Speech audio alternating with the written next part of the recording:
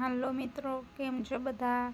આજે આપણે police constable અને પીએસઆઈ માટે લેખિત પરીક્ષા જે રાઇટિંગ આવે છે પેપર 2 અને વિભાગ 2 તેના માટે ખૂબ જ અગત્યનું, ખૂબ જ પૂછાઈ શકે પરીક્ષામાં તેવું મટીરિયલ અપલોડ કરી રહ્યા છીએ.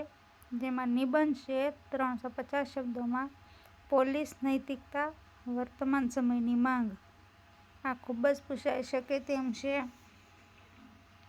જેથી એક નજર ફેરવી લેવી દરેક વિદ્યાર્થી મિત્રોએ. તાજેતરમાં ગુજરાત તથા તમિલનાડુનો અજીતકુમાર કેસથી દેશભરમાં કસ્ટોડિયલ હિંસા અને હત્યાની ઘટના થકી પોલીસની નૈતિક ભૂમિકા પર ગંભીર સવાલો ઊભા થયા છે. સોશિયલ મીડિયા અને રિયલ રિપોર્ટિંગના યુગમાં પોલીસ કાર્યવાહી માત્ર કાયદાકીય નહીં, પરંતુ નૈતિકતાના ધારાધોરણે પરખાઈ રહી છે. રૂલ ઓફ લોથી રૂલ બાય લો તરફની ગતિ અને નાગરિક સ્વતંત્રતાનું હનન એક ચિંતાજનક બાબત છે, જેમાં પોલીસ નૈતિકતા હવે માત્ર સંસ્થાગત મૂલ્ય નહીં, બદલાતા વર્તમાન પરિપ્રેક્ષ્યની માંગ બની રહી છે. બીજો મુદ્દો. પરંતુ પ્રશ્ન ઉદ્ભવે કે આ પોલીસ નૈતિકતા એટલે શું? પોલીસ નૈતિકતા એટલે પોલીસ કર્મચારીઓ દ્વારા ફરજ પાલન દરમિયાન નૈતિક મૂલ્યો જેવા કે જવાબદેહિતા, સત્યનિષ્ઠા, નિષ્પક્ષતા, નિડરતા, સહાનુભૂતિ તથા સંવિધાનિક મૂલ્યો જેવા કે કાયદાનું પાલન, માનવ અધિકારોનું રક્ષણ વગેરેનું પાલન. અર્થાત પોલીસ અધિકારી દ્વારા સત્તાનો શક્તિ તરીકે નહીં, પણ જવાબદારી તરીકે ઉપયોગ. ઉદાહરણ તરીકે 26/11માં મુંબઈ આતંકી હુમલા દરમિયાન નિઃશસ્ત્ર પોલીસ કોન્સ્ટેબલ તુકારામ ઓમ્બલેએ પોતાની જાનની પરવા કર્યા વિના આતંકી અજમલ કસાબને જીવતો પકડી રાખ્યો, જેથી તે ભાગી ન શકે. આ દરમિયાન તેઓ રાષ્ટ્રના હિતમાં શહીદ થયા, જે તેમની નિડરતા, કર્તવ્યનિષ્ઠતા અને જવાબદેહિતા થકી નૈતિકતાને નિર્દેશિત કરે છે. ભારતના બંધારણ દ્વારા મૂળભૂત અધિકારો અનુચ્છેદ 14 અંતર્ગત કાયદાનું શાસન, અનુચ્છેદ 19 અંતર્ગત સ્વતંત્રતાના અધિકાર, અનુચ્છેદ 21 અંતર્ગત જીવન જીવવાનો અધિકાર વગેરે આપવામાં આવે છે, જેમાં પોલીસ નાગરિકોના અધિકારોની સુરક્ષા અને સલામતી થકી બંધારણીય નૈતિકતા અને લોકશાહીના મૂલ્યોને મુજબ બનાવે છે. પરંતુ કસ્ટોડિયલ હિંસા, મૃત્યુના વધતા જતા કેસોના માનવ અધિકારોના ઉલ્લંઘન સાથે લોકશાહીના મૂલ્યોને નબળું બનાવે છે.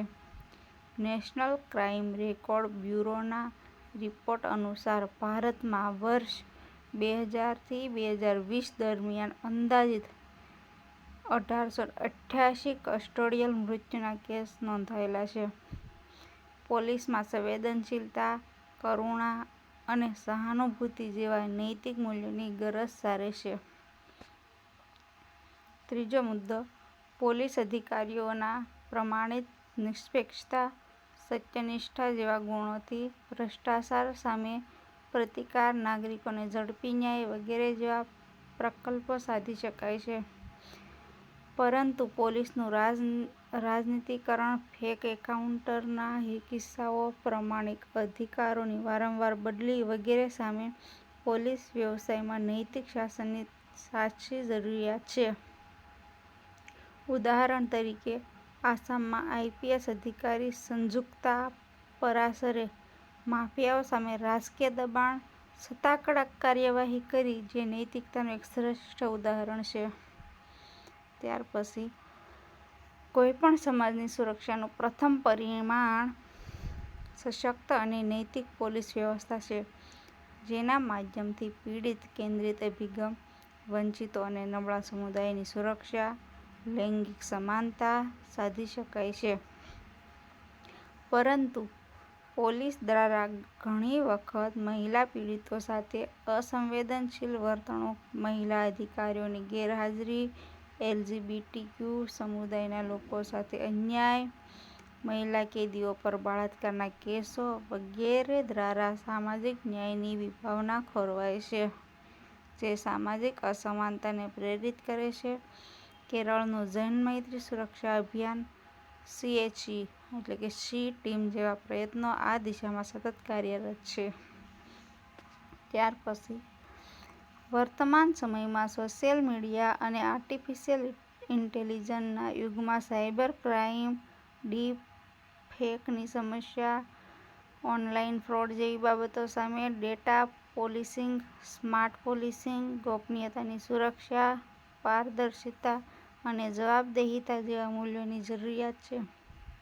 વધુમાં, પોલીસ વ્યવસ્થામાં કામનું અતિભારણ, કામના લાંબા કલાકો, રાજકીય દબાણ જેવા કારણોને લીધે પોલીસ આત્મહત્યાનો દર વધારે છે, જેમાં ભાવનાત્મક બુદ્ધિમત્તા, નીડરતા, સંઘર્ષ નિવારણ, પોલીસ જેવા નૈતિકતાના મૂલ્યો તે મદદ નીવડે છે. કોઈપણ દેશમાં સુશાસન પાયાના નૈતિક પોલિસિંગ મહત્વનો ભાગ ભજવે છે. નાગરિકોની ફરિયાદોનું ઝડપી, પારદર્શી અને સુચારુ નિરાકરણ, ઝડપી ન્યાય, સલામતી અને સુરક્ષા વગેરે સુશાસનની જરૂરિયાત છે. ભારતમાં નૈતિક પોલિસિંગ માટે પોલીસ વ્યવસ્થાપનના નૈતિક તાલીમ થકી માનવ અધિકારોનું રક્ષણ, લિંગ સંવેદનશીલતા, સામુદાયિક પોલિસિંગનો સમાવેશ, બોડી-વોર્ન કેમેરા, ઈ-ફાયર વગેરેના માધ્યમથી જવાબદેહિતા, પારદર્શિતા અને સંવેદનશીલતાના મૂલ્યો સુનિશ્ચિત કરવા જોઈએ.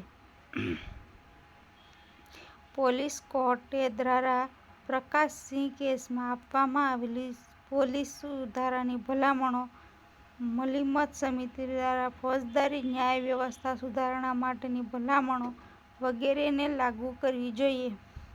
આ ઉપરાંત આંતરરાષ્ટ્રીય મોડેલ જેવા કે યુકેનું પોલીસ કોડ ઓફ એથિક્સ, જાપાનનું કોબાન સિસ્ટમ વગેરે મોડલ અપનાવવા જોઈએ.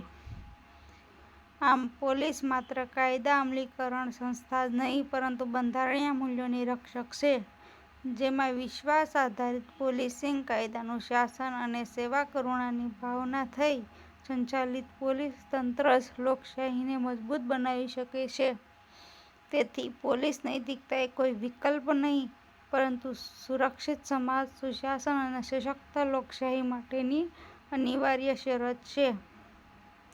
આ રીતે મિત્રો, ગુજરાતી વિષયનો નિબંધ એમાંથી તમારે કોઈ એક મુદ્દો નહીં પરંતુ ફરતા ફરતા 366 ડિગ્રી આવરી લઈ અને એનું પોઝિટિવ પાસું, નેગેટિવ પાસું અને આંતરરાષ્ટ્રીય કેટલાક કાયદાઓ તથા કરંટ અફેર ઉમેરીને લખવાથી સારા માર્ક મળે છે.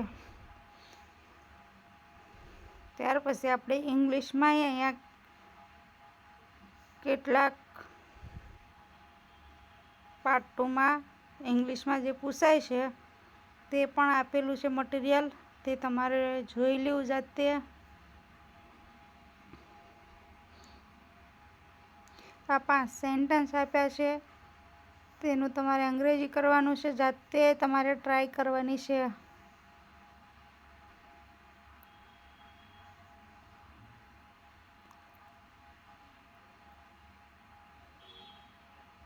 અને આ જે પેસેજ આપેલો છે અને નીચે સવાલ જવાબ આપેલા છે એમના, તો તમારે પેસેજમાંથી જોઈ અને એના 4 સવાલના જવાબ જાતે રાઇટિંગ કરીને લખવાના છે ઘરે.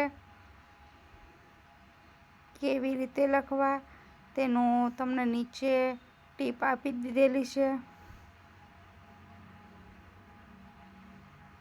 આવી રીતે તમારે ઇંગ્લિશ અત્યારમાંથી શીખવું પડશે.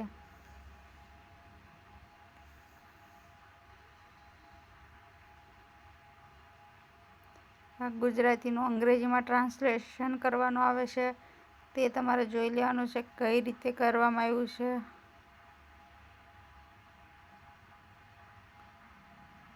આ કમ્પેરિઝન મોડલ આન્સર છે, તે જોઈ લેવું પાર્ટ 3માં.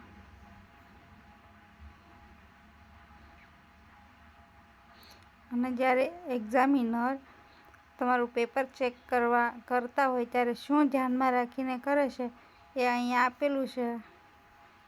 એ તમારે ધ્યાનમાં રાખીને આ દરેક સવાલના જવાબ તથા તમારે લખવાનું આવે તે ઇંગ્લિશમાં જો simple language, correct tense, clear meaning, no complex grammar, no long sentence, આ બધાનું ધ્યાન રાખીને તમારે વ્યવસ્થિત લખવાનું છે, તો તમને પૂરા માર્ક મળે. ધન્યવાદ. મારો વિડીયો જો સારો લાગ્યો હોય તો લાઈક કરો, શેર કરો અને સબસ્ક્રાઈબ કરો.